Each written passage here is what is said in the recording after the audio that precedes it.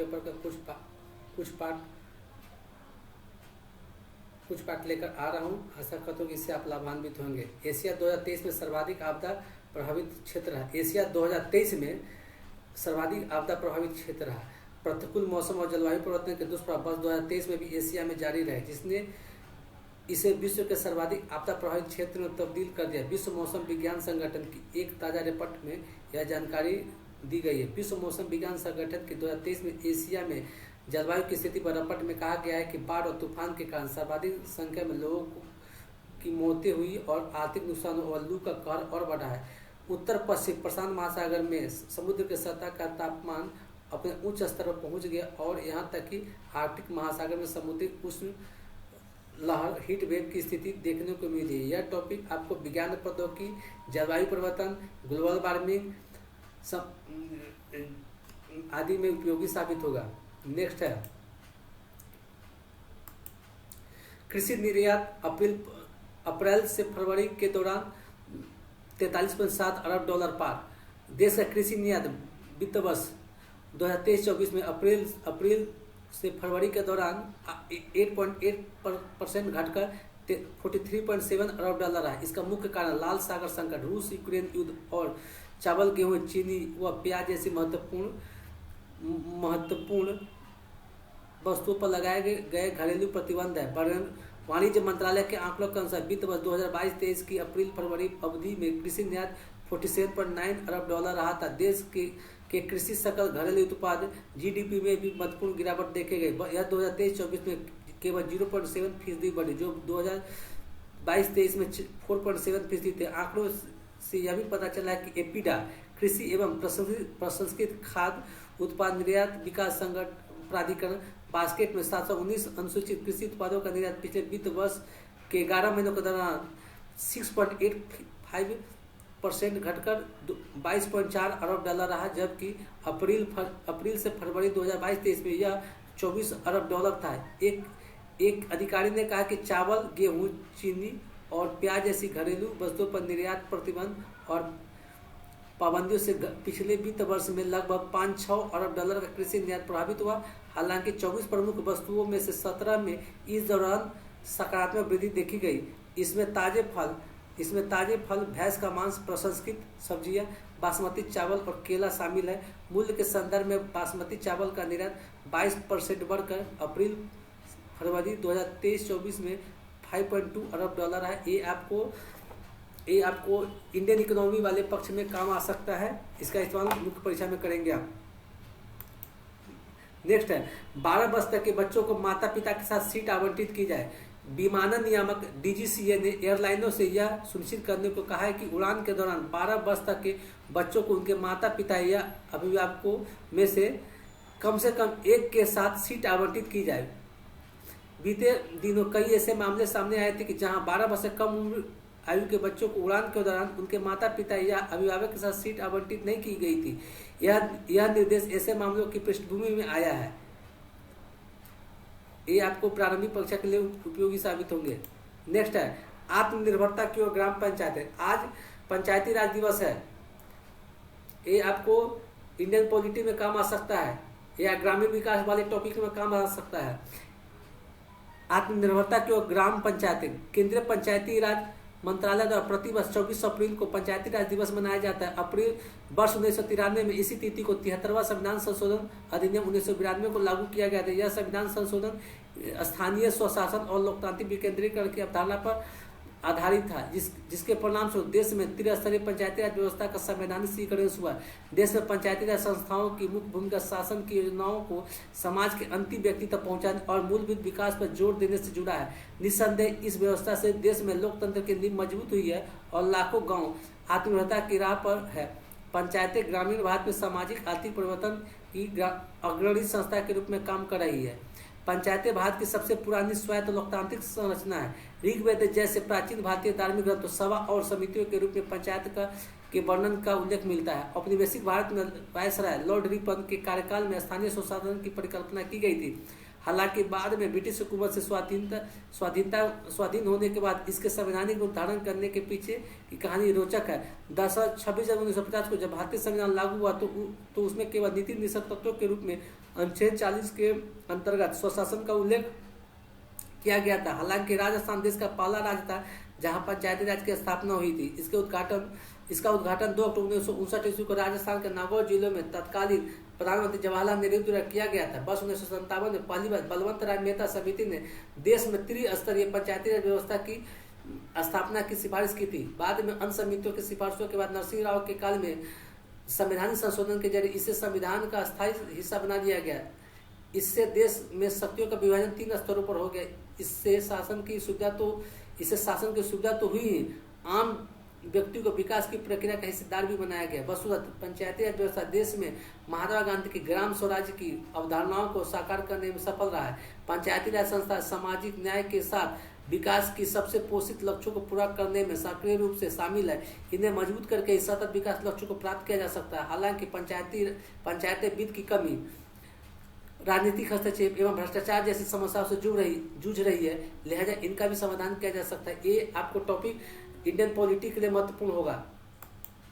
Next है मालदीव की मुइज़ी की जीत के मायने, भारत मालदीव प्रतिरक्षा संबंधों पर प्रभाव। ये आपको अंतर्राष्ट्रीय संबंध, इंटरनेशनल रिलेशन वाले टॉपिक में इसका इस्तेमाल हो सकता है। भारत मालदीव संबंध में भी इसका इस्तेमाल हो सकता है, या भारत का फर्स्ट नेबरहुड पॉलिसी, भारत का प्रथम पड़ोस नीति वाले टॉपिक में भी इसका इस्तेमाल किया जा सकता है। भारत के पड़ोस में हाल के समय कुछ ऐसी घटनाएं देखी गई जिससे इस बात का मूल्यांकन शुरू हो गया है कि क्या भारत अपने पड़ोसी प्रथम की नीति को इतने प्रभावी तरीके से लागू कर पाया है जिससे उसके हित प्रभावित न हो। इस बात का मूल्यांकन विशेषकर मालदीव, बांग्लादेश और नेपाल जैसे देशों के संदर्भ में किया जा रहा है। हालांकि घटना मालदीव और बांग्लादेश में भारत विरोध इंडिया आउट कैंपेन के रूप में देखी गई है।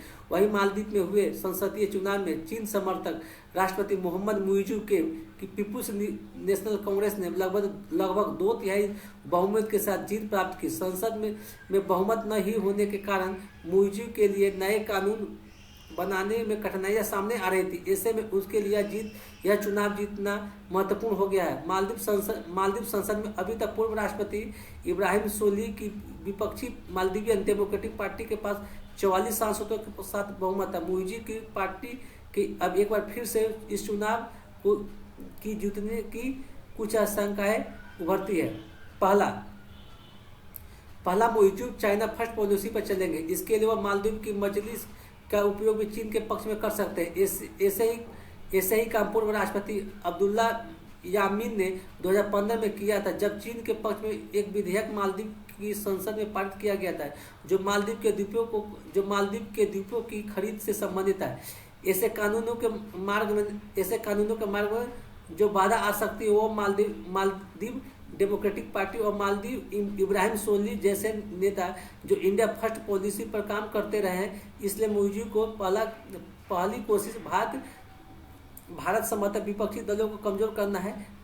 इससे यह पता चलता है कि पड़ोस में लीडरशिप कैसा होगा, इस बात को भारत को विदेश नीति पर गंभीर प्रभाव पड़ता है। दूसरा है मालदीव में लोकतंत्र समर्थक ताकतों, स्वतंत्र निष्पक्ष न्यायपालिका पर एक दबाव की स्थिति बन सकती है और मोहम्मद नसीद जैसे भारत समर्थक नेताओं को निशाना बनाया जा सकता है। अब्दुल्ला यामीन के शासन में भी मोहम्मद नसीब को निशाना बनाया गया था और उन्हें जेल की सलाखों के पीछे डाल दिया गया था। न्यायिक अधिकारियों के विरुद्ध भी कार्रवाई हुई थी। अब्दुल्ला यामीन और वर्तमान राष्ट्रपति मुइज़ू में भारत के विरुद्ध कार्रवाई हेतु एक अपेक्षित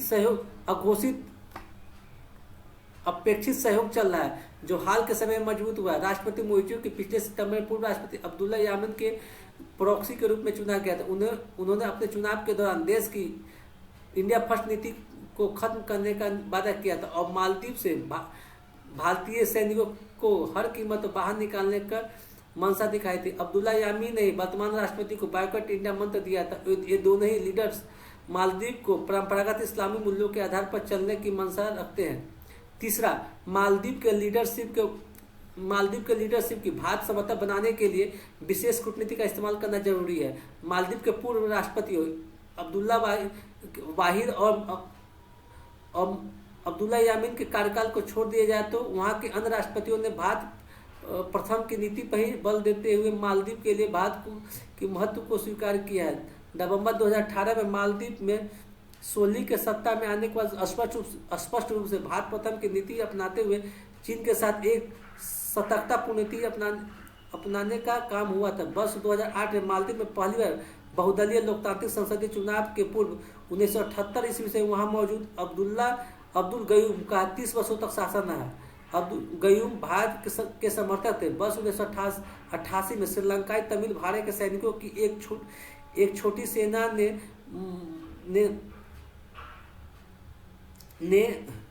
महमूद अब्दुल गयूम की सत्ता से अपदस्थ करने के लिए सैन्य तख्तापलट करने का प्रयास किया था। मालदीव ने भारत से इस स्थिति में सहायता मांगी। भारत ने ऑपरेशन कैक्टस के जरिए मालदीव को मदद उपलब्ध कराई थी। समुद्री रेशम मार्ग। वर्ष 2018 में मालदीव के नए राष्ट्रपति की नियुक्ति के पूर्व मालदीव के विभिन्न राष्ट्रपतियों ने अपनी विदेश संबंधों में भारत की जगह चीन को प्राथमिकता दी। वर्ष 2017 में मालदीव के राष्ट्रपति अब्दुल्ला यामीन ने चीन के साथ मुक्त व्यापार समझौता संपन्न किया था। मालदीव दक्षिण एशिया में पाकिस्तान के बाद दूसरा राष्ट्र है जिसने चीन के साथ ऐसा समझौता किया है।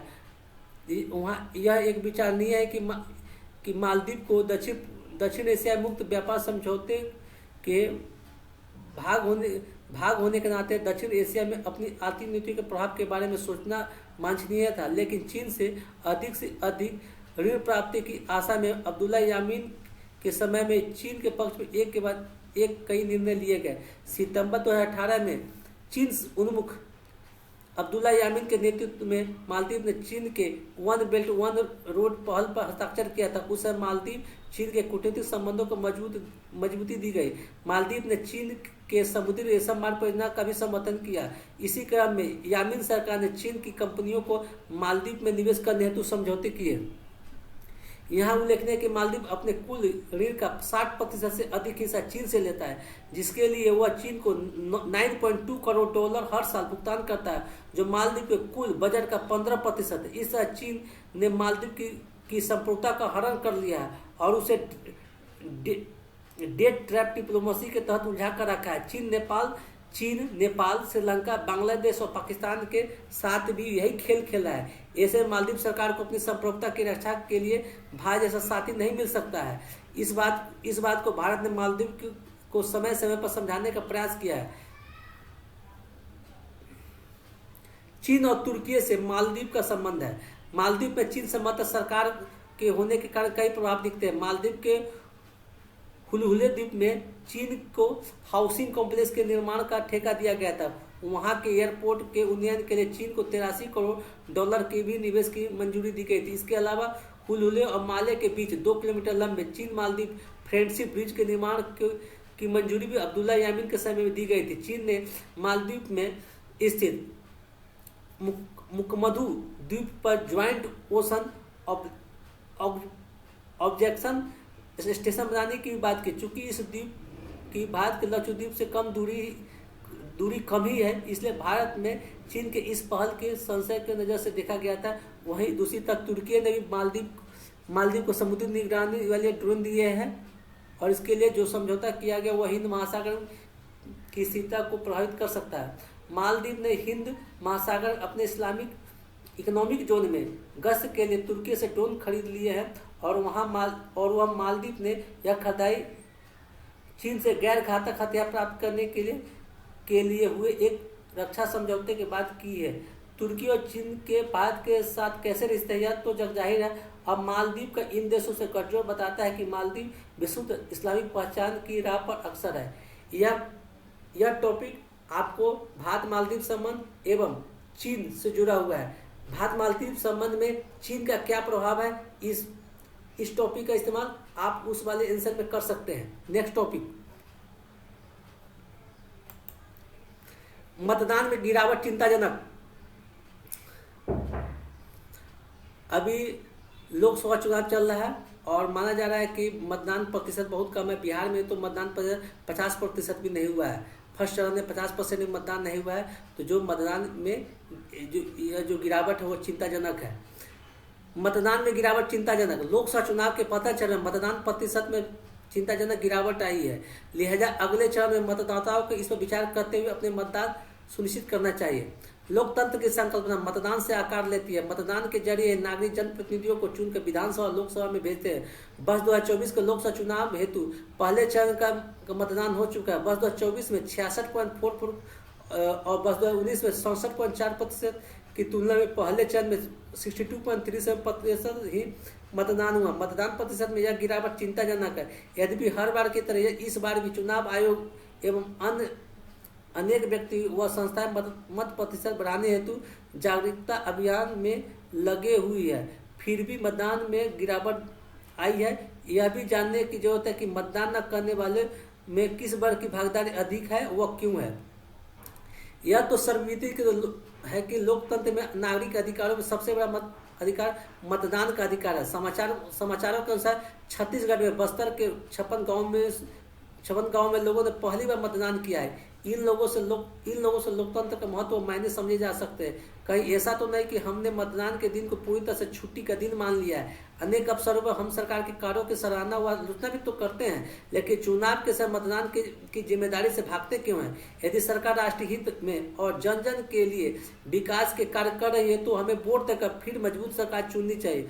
और यदि सरकार की नीति और योजना से हमें सहमति नहीं रखते तो मतदान के जरिए हमें अपनी नाराजगी व्यक्त करनी चाहिए। वस्तुतः चुनाव एक ऐसा अवसर होता है जब जन सामान्य स्वयं के तौर पर देश के सुनहरे भविष्य हेतु मतदान के जरिए सरकार चुनता है। अनेक बार हम अपराधी छवि व दागी नेताओं की व्यवस्था में होने पर भी आक्रोश व्यक्त करते। क्या मतदान के जरिए हमें सही जनप्रतिनिधियों को नहीं चुनना चाहिए। समूची चुनावी प्रक्रिया आज शासन प्रशासन एवं चुनाव आयोग के लिए चुनौती बनती जा रही है। चुनाव की अधिसूचना जारी होने के बाद से देश में अवैध तरीके से रखी गई 4650 करोड़ की नकदी व अनेक सामग्री चुनाव आयोग ने जब्त किया है, जिसमें भारी मात्रा में नकदी, शराब आदि शामिल है। चुनाव के समय मुफ्त की घोषणाएं, बाहुबल, धन बल आदि कई ऐसी गंभीर बातें हैं जो सामान्य मतदाता एवं प्रबुद्ध व्यक्ति को मतदान हेतु हतोत्साहित करते हैं। ऐसे में इन पर नकेल आवश्यक है।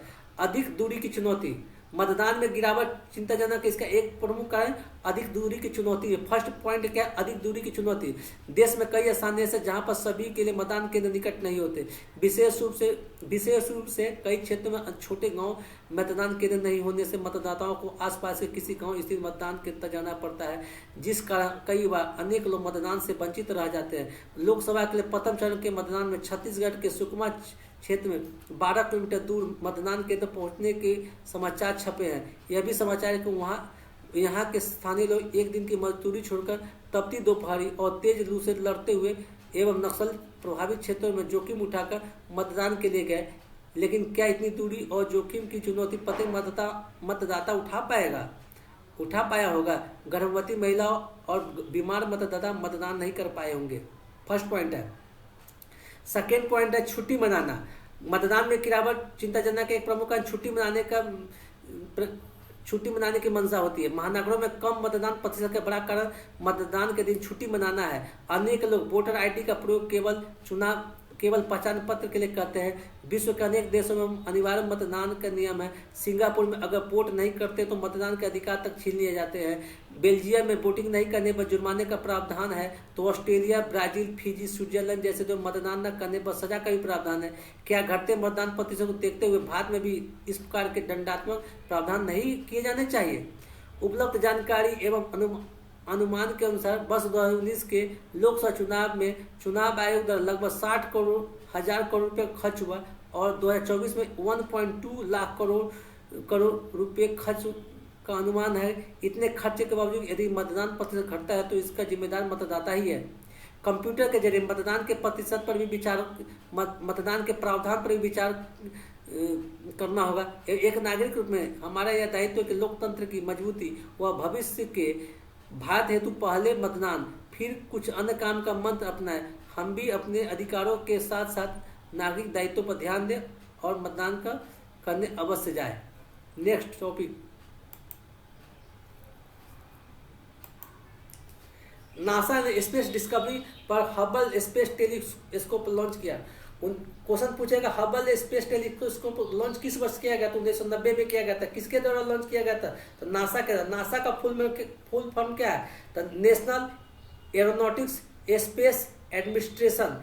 नासा की स्थापना 1958 ईस्वी में किए थे। यह अमेरिका का अंतरिक्ष एजेंसी है। 1990 में आज ही के दिन नासा ने हबल स्पेस टेलीस्कोप लॉन्च किया गया था। 25 अप्रैल को स्पेस शटल डिस्कवरी ने इसे कक्षा में स्थापित किया। हबल टेलीस्कोप ने तारों के जन्म मृत्यु को समझने में मदद मिली। साथ ही इसने ब्लैक होल को वैज्ञानिक सिद्धांत से तथ्य में परिवर्तित किया। ग्रामीण उपभोक्ता मांग और चुनौती, ये आपको इंडियन इकोनॉमी, सोशल इश्यू जैसे टॉपिक में इसका इस्तेमाल किया जा सकता है।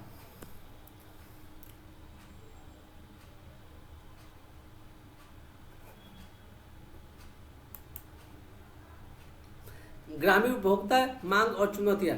ग्रामीण उपभोक्ता मांग में बढ़ोतरी के कई कारण हैं जिनमें ग्रामीण आय में वृद्धि प्रमुख है। पिछले कुछ वर्षों में ग्रामीण जीवन स्तर में सुधार हुआ। सरकार ने इसके लिए बहुत से प्रयास किए हैं।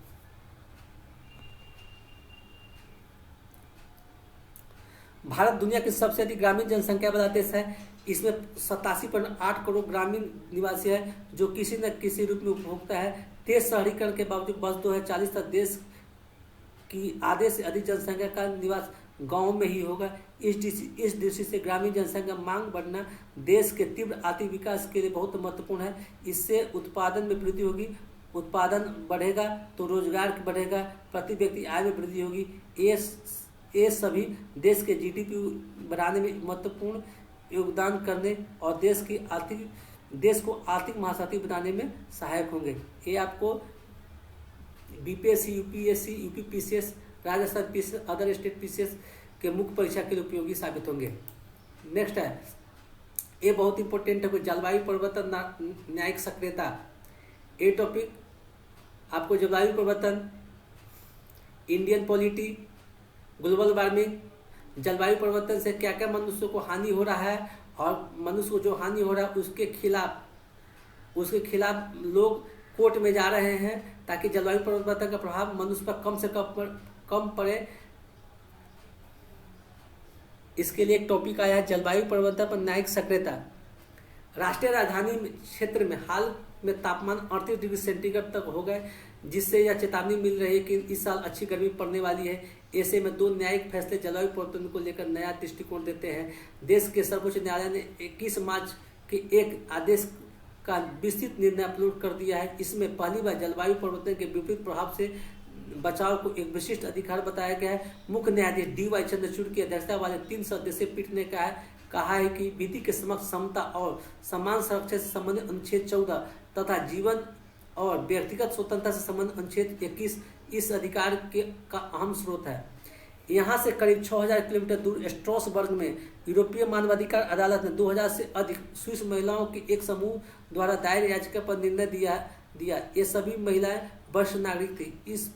यह फैसला जलवायु परिवर्तन को मानवाधिकार से जोड़ने के मामले में एक वैश्विक नजीर पेश करता हुआ प्रतीत होता है। न्यायालय ने अपने निर्णय में कहा है कि स्विट्जरलैंड सरकार जलवायु परिवर्तन से निपटने के पर्याप्त कदम उठाने में नाकाम रही है और इस प्रकार उसने अपने नागरिकों के मानवाधिकार का हनन किया है। जलवायु से जुड़े कदमों को लेकर दिए गए इस निर्णय के खिलाफ अपील नहीं की जा सकती है। देखिए, दोनों निर्णयों में समानता नजर आती है, लेकिन यह समानता सती है। सर्वोच्च न्यायालय का निर्णय एक वाणिज्यिक पहलू का समाधान करता है। यह मामला राजस्थान और गुजरात में ग्रेट इंडियन बस्टर्ड, एक विशालकाय पक्षी जिसे GIB कहा जाता है, के संरक्षण और सौर ऊर्जा डेवलपरों के ओवरहेड ट्रांसमिशन लाइन बिछाने के अधिकार से संबंधित था। ताजा निर्णय जीवाश्म ईंधन के बजाय लोगों को स्वच्छ ऊर्जा के अधिकार को रेखांकित करता है और सर्वोच्च न्यायालय के 2021 के एक निर्णय को पलटता है, जिसमें कहा गया था कि सभी ओवरहेड ज्यादा और कम वोल्टेज वाली बिजली की लाइनों को भूमिगत किया जाए ताकि उस क्षेत्र में उड़ने वाले GIB प्रभावित न हो। GIB मतलब ग्रेट इंडियन बस्टर्ड। सरकार की पहल पर सर्वोच्च न्यायालय ने एक विशेषज्ञ समिति का गठन किया। वास्तविकता यह है कि बिजली की लाइन को जमीन के नीचे से ले जाने से सौर डेवलपरों की लागत बढ़ जाती है। गत वर्ष विशेषज्ञ समिति ने कहा कि डेवलपरों को इन पक्षियों की बसाहट वाले इलाकों में चिड़ियों को भगाने वाली यह एलईडी आधारित चेतावनी एलईडी डिस्क लगानी चाहिए। यद्यपि यह कम लागत वाला उपाय है, लेकिन उनकी स्थापना की मंजूरी हासिल करने में दिक्कत हो सकती है और इन उपकरणों के लिए सक्षम विक्रेताओं की भी कमी हो सकती है। गत वर्ष नवंबर में नवीन और नवीकरणीय ऊर्जा मंत्रालय ने एक आवेदन किया कि सौर ऊर्जा की लाइन को अनिवार्य तौर पर भूमिगत करने की व्यवस्था से देश का कार्बन उत्सर्जन प्रभावित होगा। इस तर्क में दम है, लेकिन उन पक्षियों का क्या जो एक संरक्षित प्रजाति से है। यह कहा जा सकता है कि चूंकि खुले वनों में केवल 200 GIB बचे हैं, इसलिए उन्हें संरक्षित करने का प्रयास नहीं किया जाना चाहिए। परंतु कल्पना कीजिए अगर प्रोजेक्ट टाइगर के पहले जो केवल 2000 बाघ बचे थे वह भी यही दलील दी जाती तो क्या होता।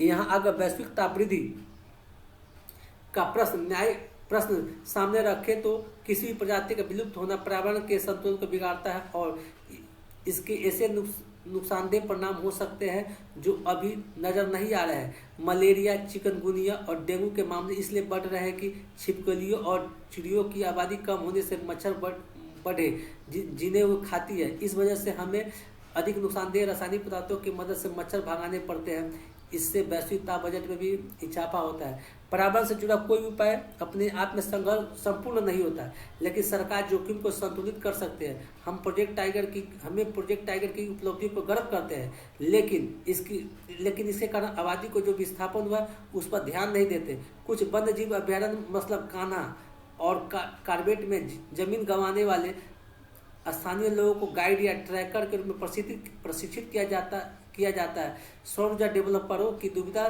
से कोई नया हल निकाला जा सकता था, जहां सरकार व्यय में साझेदारी करती और स्वच्छ ऊर्जा तथा पक्षियों के संरक्षण के रूप में दोनों काम हो जाते। प्रश्न यह है कि सबसे बड़ी अदालत का ताजा निर्णय जो संवैधानिक मूल्यों के साथ विकास के मुद्दे को रेखांकित करता है, यह जलवायु न्याय तक नागरिकों की पहुंच में कितना इजाफा करेगा। यह निर्णय 1980 के दशक के न्याय शास्त्र पर आधारित है। MC मेहता बनाम भारत सरकार का प्रसिद्ध मामला भी इसका हिस्सा है, जिसके तहत कहा गया था कि प्रदूषण रहित माहौल में जीवन बिताना अनुच्छेद 21 के तहत मूल अधिकारों का हिस्सा है। इसके बावजूद भारत के साथ दुनिया के सबसे प्रदूषित शहरों की सूची में प्रमुखता से नजर आते हैं। यह निर्णय ये भी सवाल खड़ा करता है कि सरकार बढ़ती गर्मी और ग्लेशियर पिघलने के कारण आने वाली बाढ़ से होने वाली मौतों को कैसे रोकेगी। यह वैश्विक तापवृद्धि का सबसे अहम संकेत है। ग्लेशियरों का पिघलना ही वह वजह थी जिससे स्विस महिलाओं के समूह ने मानवाधिकार न्यायालय का रुख किया। उनका कहना था कि स्विट्जरलैंड सरकार ग्रीन हाउस गैसों का उत्सर्जन कम करने में कामयाब नहीं रही। वहां की सरकार ने कहा था कि वर्ष 2030 तक उत्सर्जन को 1990 के स्तर के 50% तक कम करेगी, लेकिन जनमत संग्रह करके कई उपायों को नकार दिया गया। यह मामला गत गर्मियों में लगे जलवायु लॉकडाउन की वजह से अदालत में गया, क्योंकि इससे कई बुजुर्ग महिलाओं को घरों में कैद रहना पड़ा। यह टॉपिक आपको जलवायु परिवर्तन, ग्लोबल वार्मिंग, इंडियन पॉलिटी आदि के लिए महत्वपूर्ण है। इसका इस्तेमाल मुख्य परीक्षा में कर सकते हैं आप।